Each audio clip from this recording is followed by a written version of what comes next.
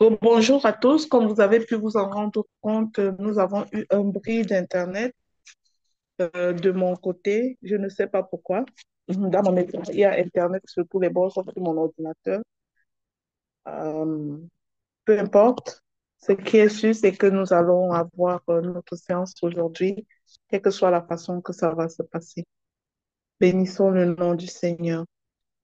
Alors, j'étais en train de vous dire que il était bon qu'on soit dans l'attente et que vous ayez réglé la façon dont vous voulez jeûner aujourd'hui, n'est-ce pas?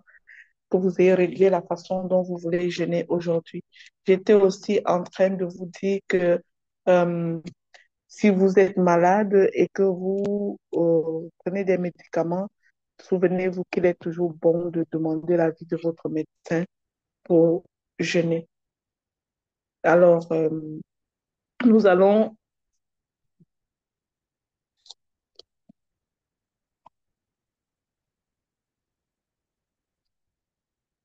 J'espère que ça va bien aller aujourd'hui. Eh bien, alors, nous allons parler de ce sujet-là.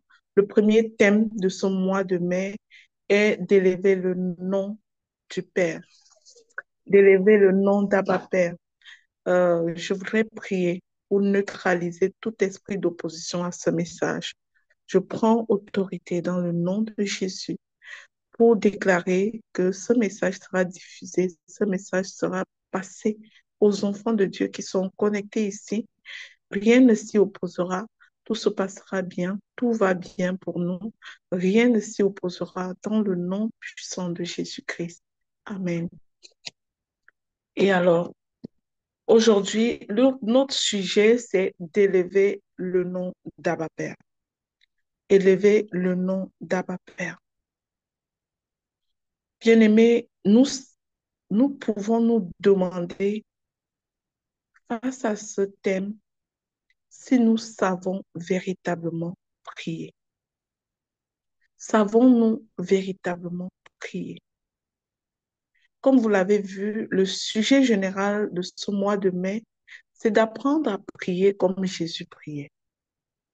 Et nous pouvons déjà partir en nous posant la question de savoir si nous-mêmes, nous savons prier véritablement. À leur temps, les disciples qui marchaient chaque jour avec Jésus et qui le voyaient aller chaque jour. Recording in progress.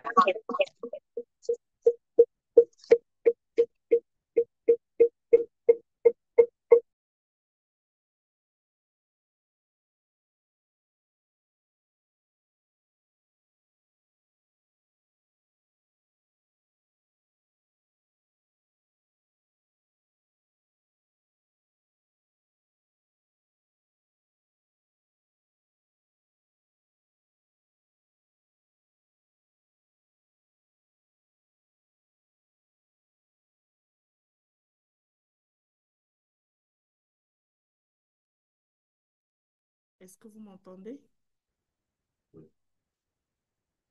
Ok, super. Oui, je suis. D'accord. Je suis vraiment désolée de tout ceci. On va revérifier notre diffusion. Je crois que le live se passe toujours malgré tout. On va persévérer. Ça va s'enseigner. Cet enseignement-là va se passer. Eh bien, je disais que est-ce que nous savons véritablement prier? Et qu'à leur temps, les disciples qui marchaient avec Jésus chaque jour, qui le voyaient faire des choses, qui le voyaient aller, ont eu besoin quand même de lui poser la question de savoir comment prier. Ils ont eu besoin de demander à Jésus de les enseigner comment prier. Mais à notre époque, aujourd'hui, sommes-nous intéressés à apprendre comment prier?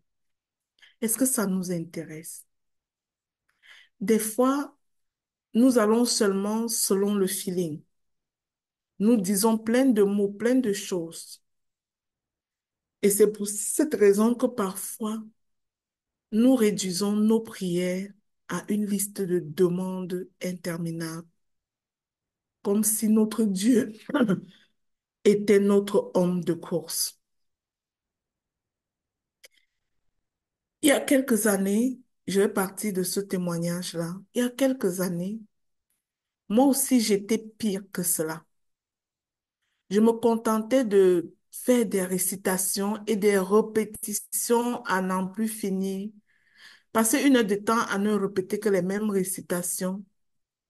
Je récitais entre autres véritablement le Notre Père, sans en comprendre le sens. Quelqu'un va me dire, mais c'est ça que Jésus nous a dit de faire. Il nous a dit que pour prier, on doit dire le Notre Père. Mais il y a une différence entre réciter le Notre Père et prier conformément au canevas de notre Père tel que Jésus nous l'a donné.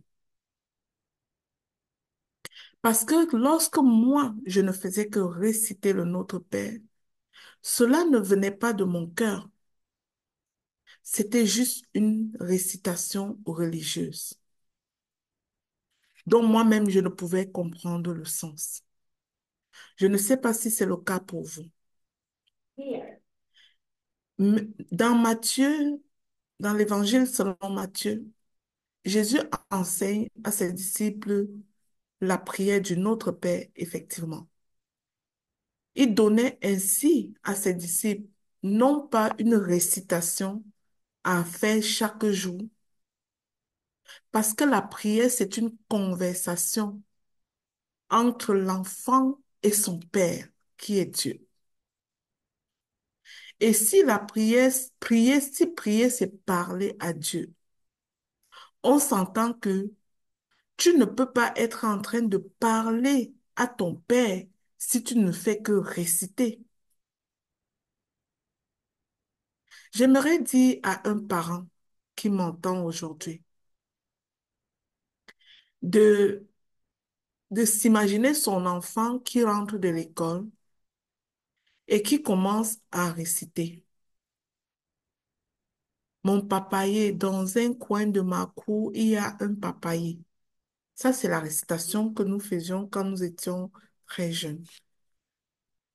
Imagine-toi, ton enfant rentre à la maison, commence à réciter, à faire une récitation. Auras-tu l'impression que ton enfant est en train de communiquer avec toi? Auras-tu l'impression que ton enfant est en train de te parler? Je pense que non. Mais c'est comme ça que je me suis trompée tout ce temps, toutes ces années. Moi aussi, je récitais à tort et à travers, pas seulement le Notre Père, beaucoup d'autres choses à réciter. Je récitais. Mais quand j'ai été enseignée, j'ai réalisé que toutes ces récitations ne venaient pas du fond de mon cœur. Je le faisais sans penser, sans y penser. Pourtant, notre Seigneur, lui, sachant que lui-même, quand il priait, il partait parler à son Père. Il voulait nous montrer comment parler à notre Père. Il donnait ainsi à ses disciples un canevas de prière à suivre lorsqu'ils prient. Et pendant ces 7 jours, nous allons nous familiariser à ce canevas de prière, tout en aidant chacun de nous à comprendre comment l'utiliser. Donc, Jésus leur demande de débuter leur prière par l'expression Notre Père qui est aux cieux, que ton nom soit sanctifié. Ça, c'est Matthieu 6, verset 9. Qu'est-ce que Jésus voulait leur dire véritablement au travers de cette expression? Excusez. Qu'est-ce qu'il voulait leur dire? Au fait, Jésus était en train de leur dire qu'il est important de glorifier, de sanctifier le nom du Père en premier lieu lorsqu'on entre dans un moment de prière, lorsqu'on entre dans un moment de communion avec Dieu. Alors, que signifie sanctifier le nom de Dieu? Nous allons nous attarder sur cela. Qu'est-ce que ça signifie sanctifier le nom de Dieu? Toi, enfant de Dieu, pour toi, qu'est-ce que ça signifie sanctifier le nom de ton Dieu au début de ta prière?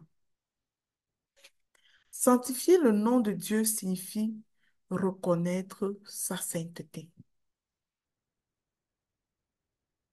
Reconnaître sa sainteté, le vénérer, le glorifier, l'adorer, acclamer qu'il est saint, qu'il est glorieux, qu'il est majestueux, qu'il est amour, reconnaître tous les attributs qui sont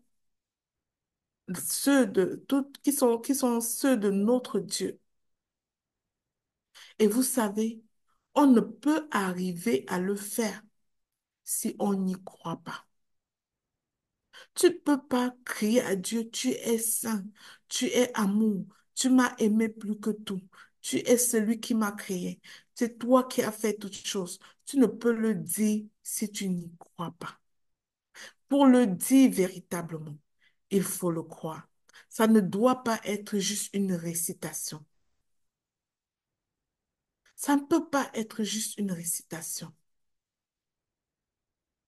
Alors, la partie de la prière où toi tu dis que ton nom soit sanctifié. Je veux dire à un enfant de Dieu aujourd'hui que lorsque tu le dis, tu n'es pas en train de demander à Dieu de sanctifier lui-même son nom. Dis que ton nom soit sanctifié, c'est un peu prendre l'engagement toi-même de sanctifier son nom. Parce que c'est à nous de le faire. De sanctifier lui-même son nom. Dis que ton nom soit sanctifié. C'est à nous-mêmes de le faire. Ce n'est pas à quelqu'un d'autre. Permettez. C'est à nous de le faire. Lorsque tu le dis, que ton nom soit sanctifié, au fait, tu es en train de dire que toi, tu t'engages à sanctifier son nom et tu devrais le sanctifier véritablement au travers de tout ce qui sort de ta bouche à ce moment-là. Tu dois lui dire qu'il est saint parce qu'il l'est. Tu dois lui dire qu'il est puissant parce qu'il l'est. Tu dois lui dire qu'il sait tout parce que justement il sait tout. Tu dois lui dire qu'il est amour parce que véritablement il t'aime. Tu dois le lui dire. Sanctifier le nom de Dieu, c'est proclamer sa seigneurie sur notre vie. C'est proclamer sa seigneurie sur notre famille. C'est le remercier pour tout ceci. Dans la culture biblique, le nom, lorsqu'on donne un nom, le nom représente l'essence même de la personne. Alors, le nom de Dieu représente l'essence même de Dieu. Ainsi, sanctifier le nom de Dieu revient à honorer sa nature divine et à vivre en accord avec ses commandements. Mais parfois, nous ne comprenons pas toujours ceci. Certains font des prières de lamentation. D'autres se hâtent de présenter la liste de leurs demandes et ne consacrent point de temps à cette première partie qui est de la romance, de l'adoration. Beaucoup ne prennent pas le temps d'adorer Dieu, de préparer l'atmosphère, d'attirer la présence de Dieu et le disposer à nous écouter.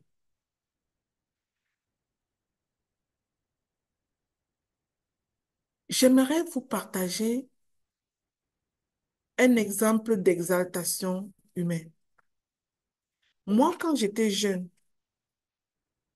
je vivais avec ma grand-mère. Vous allez comprendre pourquoi je prends cet exemple. Je vivais avec ma grand-mère et je savais ce que ma grand-mère aimait.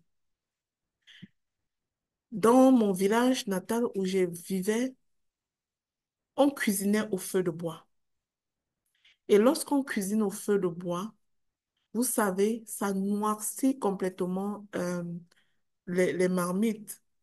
Puis, quand on est assez propre, c'est possible de garder ces marmites quand même brillantes, propres. On les lave tout de même après et on les gardait propres. Moi, je savais comment attirer l'attention, la faveur de ma grand-mère. Je savais comment lui montrer qu'elle est importante, que ce qu'elle veut est important pour, pour moi. Alors, quand ma grand-mère sortait, je me hâtais de balayer, de nettoyer, puis de laver toutes nos marmites. Il y avait une table dans notre cour, de les laver et les présenter vraiment là où il faisait soleil. Et quand elle arrivait chez nous, elle pouvait se tenir même à 800 mètres et être capable de voir que tout brille dans sa cour. Et quand elle arrivait, je courais. Je pouvais dire, bienvenue grand-mère. J'aime quand tu reviens à la maison. J'aime quand tu es présente. J'aime ça quand tu reviens. Tu sais que tu es tout pour moi. Tu sais que tu m'aimes beaucoup et moi aussi je t'aime beaucoup. Je pouvais dire toutes ces choses à ma grand-mère. Et puisque je le disais ainsi à ma grand-mère, quand elle aussi, elle sortait, lorsqu'elle retournait, elle s'arrangeait toujours à avoir quelque chose dans son sac qui me fait plaisir. Elle s'arrangeait toujours à penser à mes besoins, à m'apporter ce dont j'avais besoin. J'aimerais dire à quelqu'un que si entre nous humains, on est capable de faire ce type d'exaltation, d'adorer, c'est-à-dire de dire à une personne comment elle compte pour nous, combien elle est importante pour nous. Comment est-ce que c'est possible que lorsque nous nous présentons devant le Tout-Puissant, devant Yahweh, devant l'Éternel des armées, nous venons en disant, Seigneur, je te prie de me donner la santé. Je te prie de me donner de l'argent. Je veux payer mon loyer. Seigneur, je te prie de faire que mes enfants obéissent. Je te prie de... Il n'est pas ton homme de course. Il n'est pas ton homme de course. Alors lorsque nous faisons comme ça, lorsque nous sautons la partie sanctifier le nom de Dieu, nous faisons tout faux dans notre prière. Nous confondons notre Dieu à notre homme de course, à qui nous allons dire, va à gauche, va à droite, donne-nous ceci, donne-nous cela. Même à son homme de course, on ne peut pas parler comme ça dans le long terme et le garder avec nous. Il va démissionner. Il va démissionner. Alors, mon attitude vis-à-vis de ma grand-mère, c'est généralement notre attitude lorsque nous sommes devant quelqu'un que nous respectons, lorsque nous sommes devant quelqu'un que nous honorons, lorsque nous sommes devant quelqu'un que nous considérons. Et parfois, en tant que parents, nous traitons et nous aimons l'enfant qui se comporte comme ça, l'enfant qui nous honore, l'enfant qui nous respecte, l'enfant qui nous parle avec sagesse, l'enfant qui nous met à notre place de parents. Lorsque cet enfant fait ça, nous pensons à lui plus que tout. Nous nous soucions de ses besoins. Nous voulons le rendre heureux également. Nous voulons le combler dans ce monde. Notre Dieu, c'est la même chose. C'est notre papa. C'est notre Père. Nous avons besoin de l'exalter. Nous avons besoin de crier sur tous les, jusqu'aux nuées, d'élever notre voix pour dire qu'il est Dieu, qu'il est bon, qu'il est juste, qu'il est tout ce qui compte pour nous. Nous avons besoin de le lui dire. Et dans le canevas de prière que Jésus nous a donné, il indiquait que toute bonne prière commence par là. Si toi, tu as l'habitude de pratiquer cette romance avec Dieu, j'aimerais que tu marques un en commentaire. Je te dirais félicitations. C'est vraiment ce qu'il faut. Et si tu ne le fais pas, je te prie de commencer à le faire.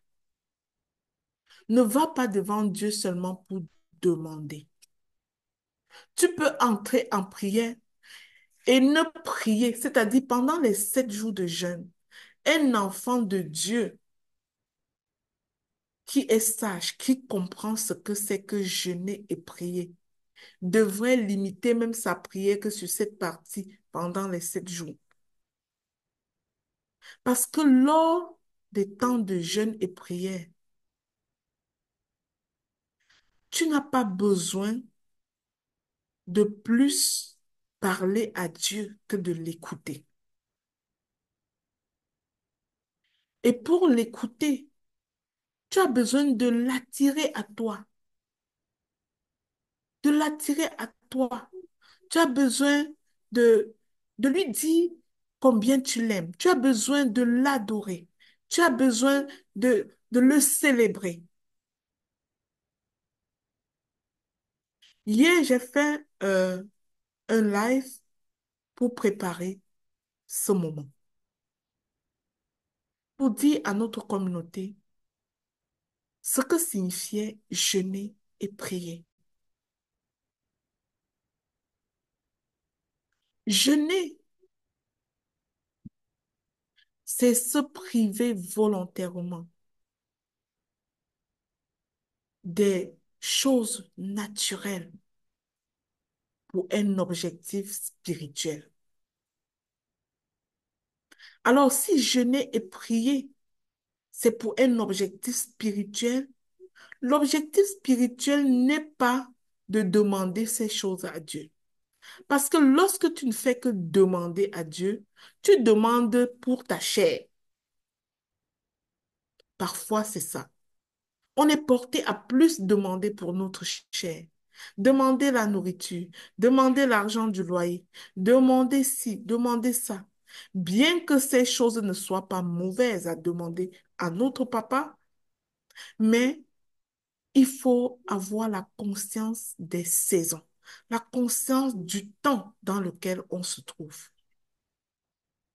Si tu t'es dit que je me consacre à Dieu pendant chaque 7 premiers jours du mois, s'il te plaît, dans les 7 premiers jours, mets cette adoration, cette romance avec Dieu à la une. Exalte ton Dieu pendant ce temps. Attire-le à toi et écoute ce qu'il a pour toi. C'est pendant ces temps de jeûne et prière qu'on reçoit la direction divine. C'est pendant les temps de prière qu'on travaille à sa discipline. C'est pendant les temps de jeûne et prière qu'on détruit les influences et les blocages de toutes sortes. Si ça va mal dans ton couple, c'est pendant le temps de jeûne et prière que tu élargis ton canal spirituel afin que ces blocages, ces influences négatives soient brisées dans ta vie, afin que l'action divine et céleste soit intensifiée dans ta vie. C'est pendant les jeûnes et prières qu'on cherche la direction divine pour nous. C'est pendant ce temps qu'on affine notre vision spirituelle. C'est pendant ce temps qu'on fait taire notre corps, qu'on fait taire notre mental pour laisser toute la place à notre partie spirituelle. C'est pendant ce temps de jeûne qu'on consacre ses projets à Dieu. On ne demande pas, on consacre. On consacre à Dieu comme une adoration, comme une façon de l'honorer. Et une façon d'honorer Dieu avec son entreprise pendant un temps de jeûne, c'est de couper un temps de travail de ton entreprise pour consacrer aux activités spirituelles. Ça, c'est une façon de dire, Seigneur, tu es plus grand que mon entreprise. Alors, pendant ce temps de jeûne, je te donne le 10% de mon temps. Je te donne tel pourcentage de mon temps que j'aurais pu donner aux activités pour me consacrer aux activités spirituelles qui sont la méditation, la lecture de la parole, qui sont l'œuvre sociale, la libéralité.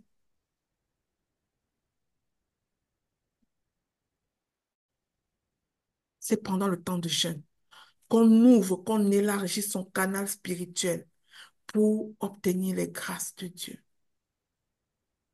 C'est pendant le temps de jeûne et prière qu'on montre notre humilité à notre Dieu.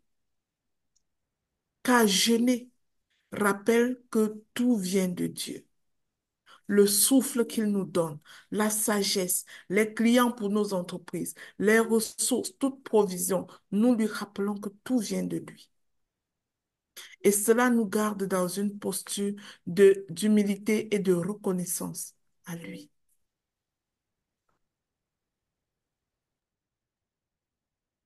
Si tu n'as pas écouté cette vidéo-là que j'ai faite hier pour nous préparer à ce temps, je te prie de l'écouter parce que je l'ai mis dans le groupe de prière, je l'ai mis dans le groupe.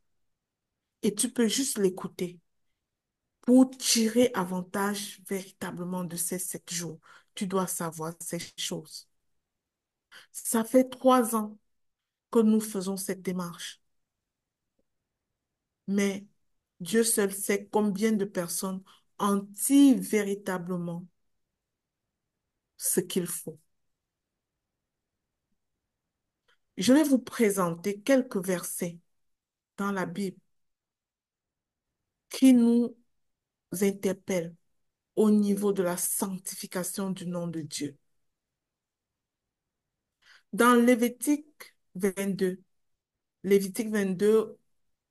verset 32, il est écrit, vous ne profanerez point mon saint nom, dit l'Éternel, afin que je sois sanctifié au milieu des enfants d'Israël.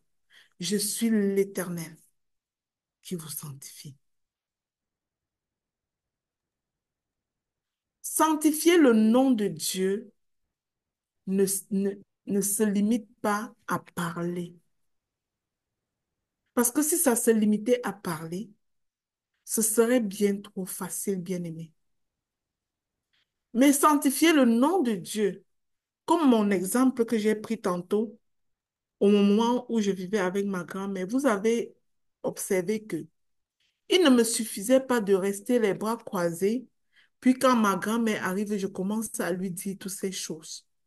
À lui dire, je t'aime, grand-mère, tu es tout pour moi, et ainsi de suite. Non, la vraie sanctification passe par nos actes, passe par nos agissements. Comment est-ce que tu agis?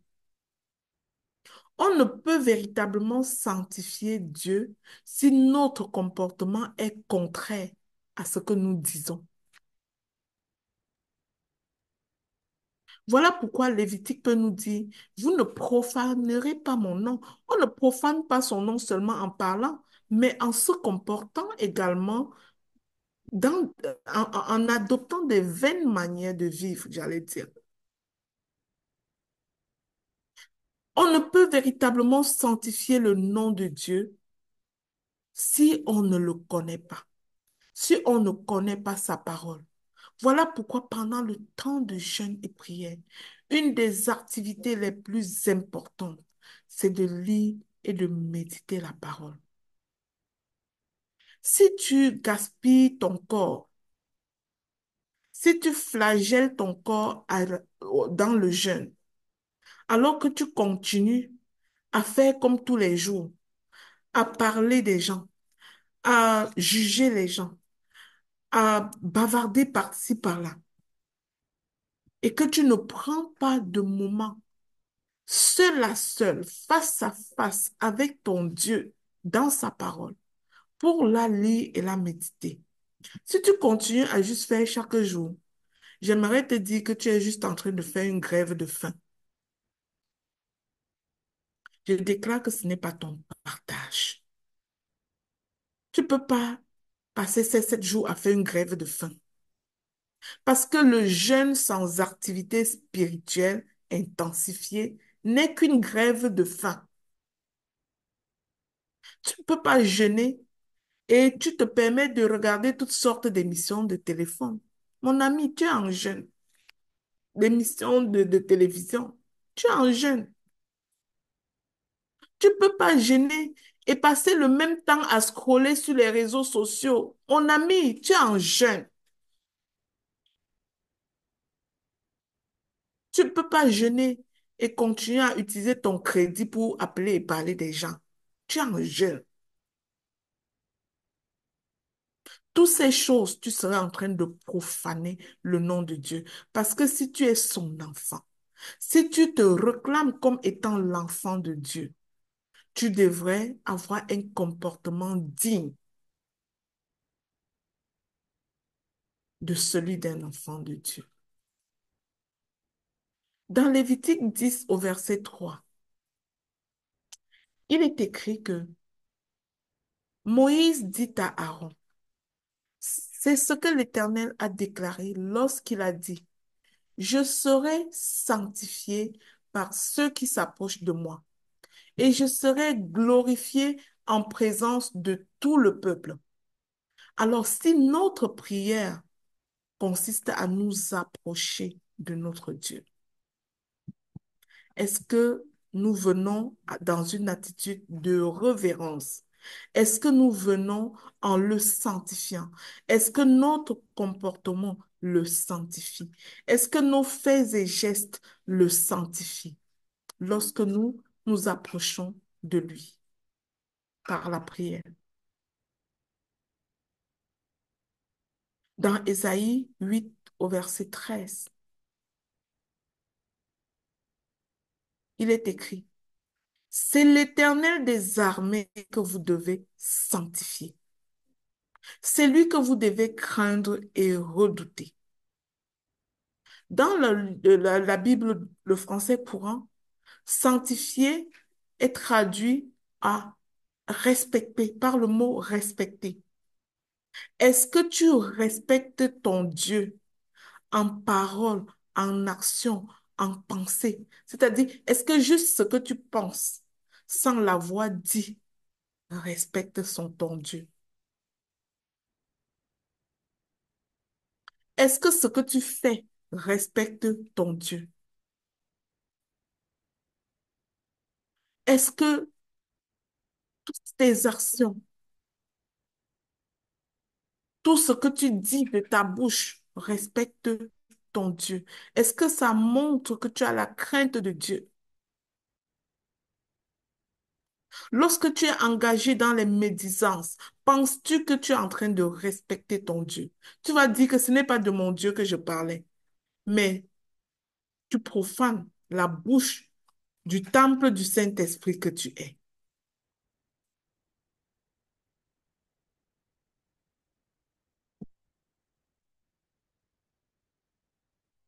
La parole de Dieu dit en Ésaïe 29 au verset 23 que, car lorsque ces enfants verront au milieu d'eux l'œuvre de mes mains, ils sanctifieront mon nom. Ils sanctifieront le saint nom de Jacob et ils craindront le Dieu d'Israël. Et dans Somme 103 au verset 1, le roi David, lui qui est un véritable adorateur, pouvait dire, mon âme bénit l'Éternel. Que tout ce qui est en moi bénisse son saint nom. Je voudrais que toi aussi, à ton tour, tu déclares que tout ce qui est en toi bénit le nom de l'Éternel. Que tout ce qui est en toi bénit le nom de l'Éternel. Peu importe ce par quoi tu passes. Souviens-toi que ce que tu vis en ce moment, même si c'est difficile n'importe comment, ton Dieu te rend victorieux de toutes ces situations. Alors que tout en toi bénisse son saint nom, que tout en toi sanctifie son nom.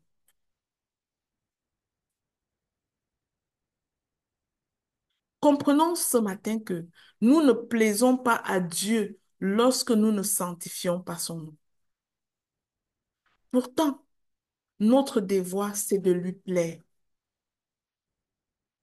Et pour le sanctifier, pour le respecter, pour l'honorer, il est important de croire en lui.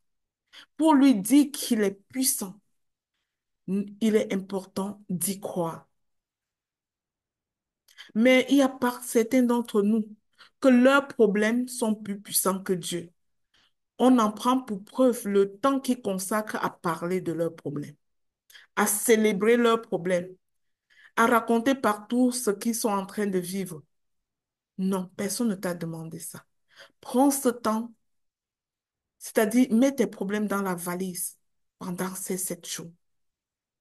Puis consacre-toi véritablement au cours de ces 7 jours à sanctifier le nom de ton Dieu, à lui dire combien il est bon, à lui rappeler ses hauts faits, à appeler son nom pour qu'il résonne partout où tu te trouves. Pour le faire, il faut y croire. Et lorsque nous ne le faisons pas, il y a une conséquence à ça. Dans Nombre 20 au verset 12, on peut voir ce qui est arrivé à Moïse et Aaron. L'Éternel dit à Moïse et Aaron, parce que vous n'avez pas cru en moi pour me sanctifier aux yeux des enfants d'Israël, vous ne ferez point entrer cette assemblée dans le pays que je lui donne. Pour ceux qui connaissent le mystère de Moïse, la mission de Moïse, vous pouvez dire avec moi que oh, c'est dommage. Parce qu'on sait quel est le chemin que Moïse a parcouru avec le peuple. On sait quels sont les défis qu'ils ont croisés sur le chemin pour finalement ne pas entrer dans le pays donné. Pourquoi? Parce qu'ils n'ont pas sanctifié le nom de Dieu. La sanctification du nom de ton Dieu passe aussi par l'obéissance à tout ce qu'il est, à tout ce qu'il dit, à tout ce qu'il veut pour toi, à tout ce qu'il dit dans sa parole.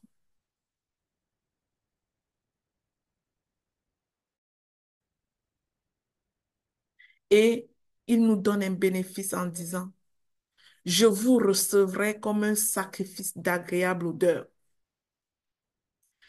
quand je vous retirerai du milieu des peuples et je vous rassemblerai des pays où vous avez été dispersés, je serai sanctifié par vous aux yeux des nations. Alors, en plaçant la sanctification du nom de Dieu au début de notre prière, Jésus nous enseigne à centrer notre adoration sur Dieu avant toute chose. Il nous enseigne à venir dans la présence de Dieu en l'adorant, en, c'est-à-dire en état de romance avec Dieu,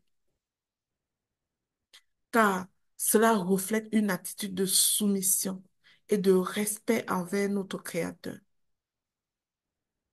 Et pour y arriver, ça ne se limite pas, comme je le disais, à tous ces mots que nous allons prononcer dans notre bouche. Sanctifier le nom de Dieu ne se limite pas à ce que nous allons lui dire. Cela implique également de vivre d'une manière qui reflète sa sainteté. Nos actions, nos paroles, nos pensées doivent témoigner de notre engagement envers Dieu et de notre désir de l'honorer en tout temps. C'est pour ça que la Bible nous met en garde contre la profanation du nom de Dieu. Et la Bible souligne la responsabilité des croyants de vivre d'une manière qui honore Dieu. Alors, quand tu dis que ton nom soit sanctifié, tu es en train de prendre un engagement d'honorer Dieu, non seulement avec tes paroles, mais aussi avec tes actions et tes pensées. Tu es en train de t'engager à ne pas ternir sa réputation à travers ta manière d'être. Que ton comportement n'amène pas quelqu'un à douter de la bonté de Dieu. Que ton comportement n'amène personne à fuir l'église parce qu'il se dit, c'est ça l'église. Veille à comment tu te comportes. Veille à ce que tu dis. Veille à ce que tu fais. Que tout cela sanctifie le nom de notre Dieu. Alors, pour sanctifier le nom de Dieu, je finis par là. Commence ta prière en le louant, en annonçant sa seigneurie sur toutes choses, sur ta vie, sur ta famille, sur tes entreprises. Sois humble devant Papa. Aie une vie exemplaire. Adopte une conduite qui reflète les valeurs chrétiennes, témoignant ainsi ton respect pour ton Dieu. Et aie un témoignage fidèle. Partage ta foi avec intégrité. Montre aux autres la sainteté de Dieu au travers de tes actions. Sanctifier le nom de Dieu, c'est un appel à vivre en harmonie avec sa volonté, à le glorifier dans nos prières et à refléter sa sainteté dans notre quotidien. En suivant l'exemple de Jésus, nous honorons et nous renforçons notre relation avec Dieu. Nous acclamons sa sainteté. Bien-aimé, ne sois pas comme moi il y a quelques années, où ma prière se limitait à réciter ces choses et à les répéter même 1 million de fois. Notre Père qui est aux cieux, que ton nom soit sanctifié. Non, change de camp. Comprends aujourd'hui que Jésus t'a donné un canevas de prière et non une récitation. Il t'a donné un canevas de prière. Et tu peux voir que juste le premier aspect de ce canevas de prière peut faire l'objet je ne sais pas, de 90 jours de prière. Tu ne fais que le sanctifier et l'honorer avant même de penser à ce que tu peux lui demander. Que le nom de Dieu soit loué. Je prie que cet enseignement puisse s'ensemencer véritablement dans nos cœurs, transformer nos agissements, nous aider à comprendre véritablement ce que c'est que prier. Et je prie qu'à partir d'aujourd'hui, ta prière soit différente dans le nom de Jésus. Amen.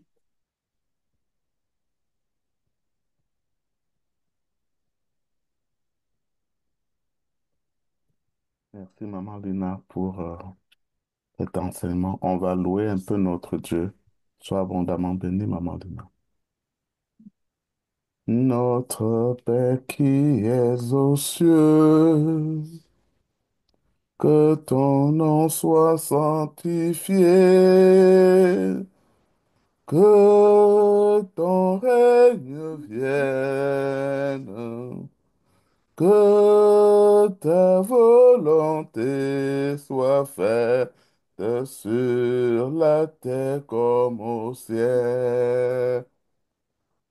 Donne-nous aujourd'hui notre pain de ce jour. Pardonne-nous nos offenses, comme nous pardonnons aussi à ceux qui nous ont offensés. Et ne nous laisse pas entrer en tentation, mais délivre-nous du mal, mon Dieu, car c'est à toi qu'appartient le règne, la puissance, la gloire pour des siècles. Amen. Abba Père, Abba Père, Abba Père, Abba Père, Abba Père, Abba Père, Abba,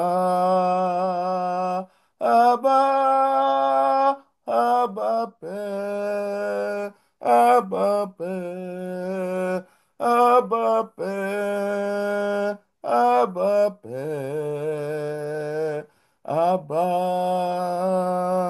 Abba, Abba.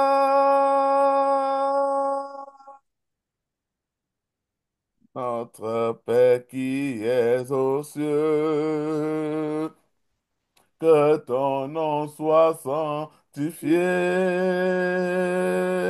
que ton règne vienne, que ta volonté soit faite sur la terre comme au ciel. Donne-nous aujourd'hui notre pain de ce jour. Pardonne-nous nos offenses, comme nous pardonnons nous aussi à ceux qui nous ont offensés. Et ne nous laisse pas seuls à entrer en tentation, mais délivre-nous du mal, car c'est à toi qu'appartient le règne, la puissance et la gloire. Abba Père, Abba Père, Abba Père, Abba Père, Abba, Abba, Abba Père, Abba Père, Abba Père, Abba Père, Abba. Abba, Abba Père. Alléluia. Eh bien, merci beaucoup. Merci, Papa Guy Roger. Bénissons le Seigneur pour ce nouveau mois. Bénissons-le, rendons-lui grâce pour tout ce qu'il a fait pour nous dans le mois d'avril. Venons devant notre Dieu en attitude de gratitude pour tout ce qu'il a accompli dans notre vie ce mois d'avril. Mon Dieu, nous sommes reconnaissants pour qui tu es, reconnaissants pour toutes tes œuvres dans notre vie, Papa. Nous sommes reconnaissants pour tout cela. Et aujourd'hui, nous entrons dans cette période de jeûne en étant en attente davantage de toi. Nous sommes en attente, mais nous voulons te mettre au centre de ces 7 jours, Seigneur. Nous voulons nous exercer à te mettre au centre, à fermer la valise des problèmes, à fermer, à verrouiller cette valise des problèmes et juste garder notre esprit centré sur toi. Centré sur toi pendant ces 7 jours, Seigneur. Nous voulons aller à un autre niveau avec toi. Et nous savons que ça passe par la consécration complète. Alors, Père, je te prie d'envoyer ton Saint-Esprit afin qu'il nous aide à atteindre ces objectifs de jeûne et prière. Ta parole dit que Jésus avait répondu à ses disciples en disant, ce genre de démon, on ne peut le chasser que par le jeûne et la prière. Alors, pendant que nous jeûnons et nous prions en ce début de mois, je déclare que tout ce qui est forteresse sera détrôné dans notre vie au nom de Jésus. Que nous sortirons de ces 7 jours comme assez légers, assez libres en Christ, parce qu'en Christ, nous sommes appelés liberté. Il a pris la place du condamné pour que nous soyons à la place du libéré. Il a pris la place des fautifs afin que nous soyons à la place du justifié. Alors nous sortirons de ces 7 jours différents pendant que, étant complètement consacrés à Dieu, euh, agréable à lui, à ses yeux, plaisant à notre Dieu, par nos gestes, par nos comportements, par nos pensées, nous sortirons de ce jeûne ayant élargi notre canal spirituel pour recevoir davantage tout ce que notre Père a prévu pour nous. Il n'y a pas de problème au niveau des bénédictions, mais le problème, c'est notre capacité à les recevoir. Alors que ce jeûne élargisse notre canal spirituel pour que nous puissions recevoir le plus de notre Dieu dans le nom de Jésus. Amen. Alors, je vais laisser Docteur Dorian parler. Est-ce qu'il y a des nouvelles du réseau Ta Seconde Chance International? Je te laisse parler, je te laisse inviter les personnes à se connecter à notre émission de pain matinal et tout. Vas-y. Merci, Maman Lina. Bonjour. Sois abondamment béni pour cet enseignement. Vraiment, ce premier jour est fantastique, il est extraordinaire et ça laisse présager que pour les 6 prochains jours qui restent, ça va être juste extraordinaire. Nous bénissons vraiment le Seigneur pour cela. Sois également béni, Papa Guy, de nous, parce que tu nous conduis dans la louange. Que le Seigneur te bénisse et t'arrose en abondance au nom de Jésus. Alors, pour les nouvelles, je tiens déjà à bénir le Seigneur pour la vie de toutes les nouvelles personnes qui se connectent, qui se sont connectées à ces 7 jours du mois de mai pour la première fois. Donc, si tu t'es connecté pour la première fois, à ces 7 jours d'enseignement, alors que nous cheminons depuis un bon moment, même pour certains, un bon nombre d'années. Alors, sache que c'est une invitation du Seigneur et tu as répondu. Et alors que tu as répondu, le Seigneur va travailler avec toi. Il va travailler avec toi pour ces 7 jours et pour le mois de mai à venir. Alors, si tu es dans le ministère Ta Seconde Chance, tu es dans le grand groupe, sache que le grand groupe n'est qu'une porte d'entrée et que nous avons beaucoup de départements dans la maison et qui sait, peut-être un département pourrait t'intéresser. Les départements représentent les activités que nous menons au-delà des 7 jours que nous faisons ici avec vous, au-delà des 7 jours que nous faisons, au-delà des exhortations du jeudi. Alors, je vais commencer par parler de mon meilleur département qui est le club de lecture biblique. Le club de lecture biblique, c'est un groupe où des leaders comme maman Sarah et maman Davila vont te guider jour après jour dans la lecture et la méditation de la parole. Vraiment, je ne sais pas, à un moment donné, moi personnellement, je disais que j'étais chrétienne, mais j'arrivais pas à lire ma Bible chaque jour. C'était vraiment difficile. Et aujourd'hui, quand j'y pense, je me demande qu'est-ce qui m'empêchait même d'ouvrir la Bible à ce moment-là. Mais aujourd'hui, par la grâce de Dieu, c'est quelque chose qui se fait, surtout lorsqu'on intègre le club de lecture biblique. On développe vraiment cette capacité à lire sa Bible tous les jours. Donc, nos chers leaders, maman Sarah ou maman Davila, si vous êtes là, merci de mettre le lien du groupe de lecture biblique. Et c'est aussi l'occasion d'inviter toutes les personnes qui sont dans le groupe. Je nous invite, nous tous ensemble, à faire l'effort de marquer lorsqu'on lit dans le groupe, en fait, de suivre les instructions de nos leaders. C'est très important. On peut lire et se dire, bon,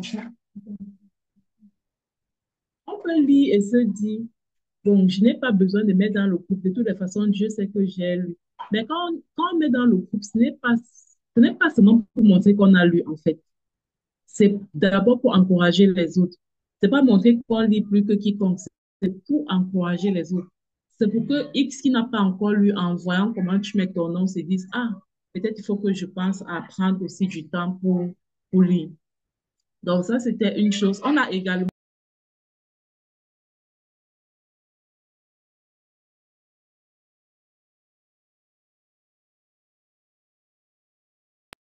excusez-moi, donc on a également un comité d'intercession qui prie 2 fois par mois. Désolée pour les cris de Patricia. Merci. Donc, on a un comité d'intercession et nous prions 2 fois par mois. Si maman Epiphanie ou maman Chanel sont là, elles peuvent également mettre le groupe pour l'intercession. Quand vous avez des sujets de prière, vous voulez qu'on prie pour vous voulez qu'on prie pour ces sujets-là, n'hésitez pas à intégrer ce groupe et à mettre vos sujets de prière dans le groupe lorsque le moment arrive. Voilà. Et nous avons également euh, un centre d'écoute, le centre d'écoute Renaître. Le centre d'écoute Renaître vous permet de pouvoir entrer en contact avec une intervenante psychosociale formée par... Ça va, s'il te plaît. J'ai fini de parler, je viens voir la personne qui t'a tapé. Ok, merci. Donc, il y a le centre d'écoute Renaître qui permet qui vous permet, si vous avez des problèmes de santé mentale, si vous êtes stressé, si vous avez des problèmes, vous avez envie de parler avec quelqu'un qui va vous écouter avec une oreille bienveillante sans vous juger. Ceux qui écoutent le pain matinal, ce matin, nous avons parlé des amis de Job. Je vous invite à aller écouter ce que nous avons vu ce matin dans l'exhortation, parlant des amis de Job. Donc, dans le centre d'écoute, vous avez des personnes bienveillantes qui vont vous écouter dans ce que vous traversez sur le moment, sans vous juger. Et elles sont formées vraiment pour avoir une écoute professionnelle, et pour pouvoir vous donner des directives à suivre en fonction de ce que vous traversez. Voilà. Donc, rejoignez également le centre d'écoute Renaître. Nous avons également un comité d'éducation et de bien-être pour enfants, mais ça, c'est réservé beaucoup plus aux membres inscrits du réseau. Comme vous le savez, euh, notre comité social, c'est vraiment le réseau Ta Seconde Chance International où nous nous déployons pour les personnes en contexte de vulnérabilité en Afrique et les sans-abri au Canada. Et parlant des personnes en contexte de vulnérabilité, en Afrique, nous œuvrons beaucoup plus au niveau des orphelins et puis des femmes qui ont perdu des pouvoirs sur leur vie. Voilà. Donc, c'est un peu ça, parlant du ministère. Et si une personne se dit, comment est-ce que je fais si je veux être membre du réseau Ta Seconde Chance, nous allons en parler dans les jours à venir. Et en attendant de parler de cela, je veux juste inviter les membres du réseau. Nous sommes le premier, vous connaissez notre routine tous les 5 premiers jours de chaque mois. Que le Seigneur vous bénisse d'avance pour votre fidélité. Et je vais continuer en parlant du pain matinal qui est notre émission chrétienne d'exhortation et de proclamation. Donc, ceux qui ne sont pas encore abonnés, abonnez-vous. Si vous avez besoin en tout cas, d'une émission pour vous encourager à grandir dans votre foi et surtout pour les proclamations, parce que parfois, ce qui nous manque, c'est ça, pouvoir proclamer ce que Dieu nous a déjà donné. Si vous avez besoin d'une émission qui va être là chaque jour, vous accompagner chaque jour dans votre marche de foi, abonnez-vous à notre émission chrétienne intitulée Le pain matinal. Et je vais introduire comme ça en passant, ou bien on va attendre. Bientôt, on aura une communication dessus sur les rendez-vous de croissance qui auront lieu en Côte d'Ivoire d'ici le mois de juillet. Maman, on en parle ou on attend la communication officielle?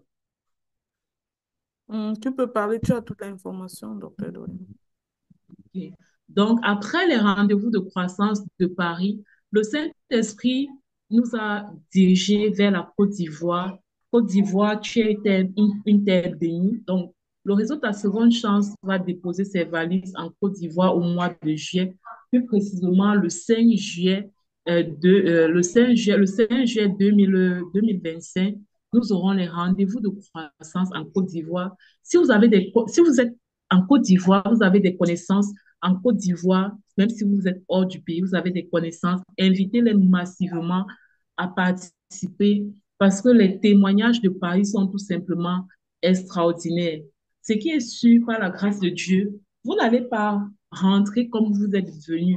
Oui, parce que nous allons nous déplacer de tous les continents pour arriver à ces rendez-vous de croissance Côte d'Ivoire pour qu'ensemble nous puissions vraiment dégager euh, quelque chose que chacun va rentrer avec, qui va changer sa vie. C'est un rendez-vous de transformation. C'est un rendez-vous de transformation. Oui, la Côte d'Ivoire est bénie.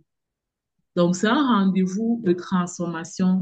Mettez déjà la date dans vos agendas. Commencez à vous préparer. Toutes les personnes qui sont en Afrique, Togo, non, la Côte d'Ivoire, déjà, c'est là où nous serons.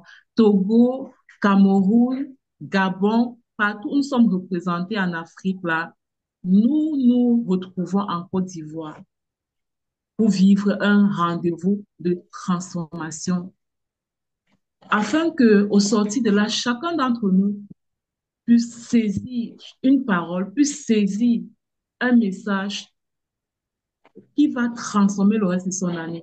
Je dis toujours que quand Dieu envoie ses serviteurs quelque part, ce n'est pas pour aller rigoler, c'est parce qu'il a un message pour chacun d'entre nous, pour chaque personne. Voilà. Donc ça, j'ai parlé déjà du pain matinal. Ça, c'était en tout cas pour ce premier jour, la communication que je pouvais avoir. Mais si j'ai oublié quelque chose, merci de pouvoir m'aider à compléter. Merci. Bonne journée de jeûne à tous. Soyez abondamment bénis. Merci, maman. Je te remets la parole. Amen. Merci beaucoup, docteur Dorian. Je pense que ceci clôture tout ce qu'on peut avoir comme annonce. Je ne sais pas s'il y a un enfant de Dieu ici qui avait le goût de parler, qui avait envie de dire quelque chose. Maintenant, tu peux parler, sinon on est rendu complètement à la fin.